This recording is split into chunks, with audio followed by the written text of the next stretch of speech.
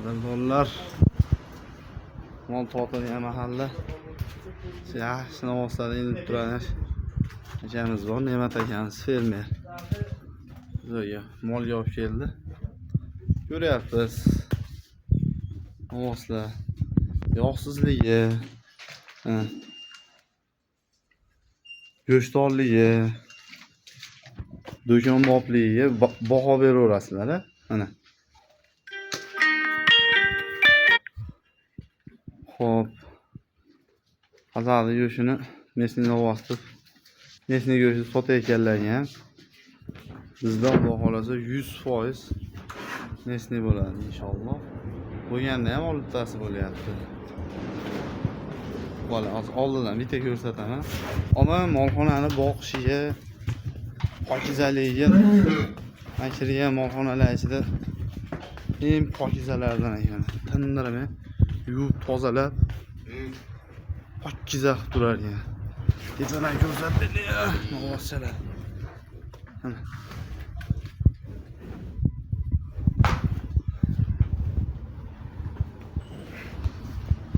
Xudo xolasa ertadan Zarkin go'sht markaziga chiqadi mana.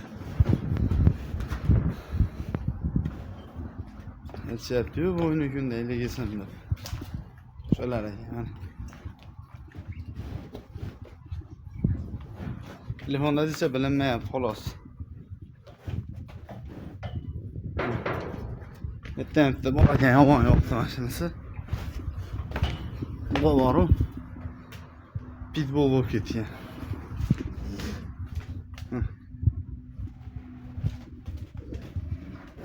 Olib tashlagan. Mana shunaqa go'shtlarni sotyapmiz. Faqat mesni go'sht yegisi kelganlar, haqiqiy ta'mda egalari kelaverasizlar.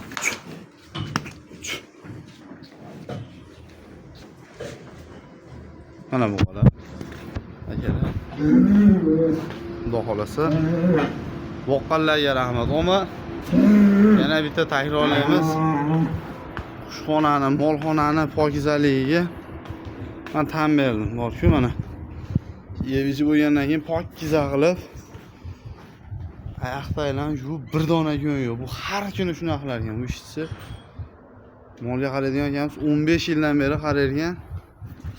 Mana mollarni hozir biz kelishimizga mollarni o'zi pokizaligidan ma'lum. Qarab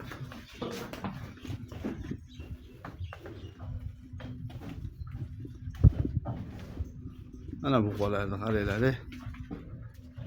Sotishga qilasan bu go'shtlar.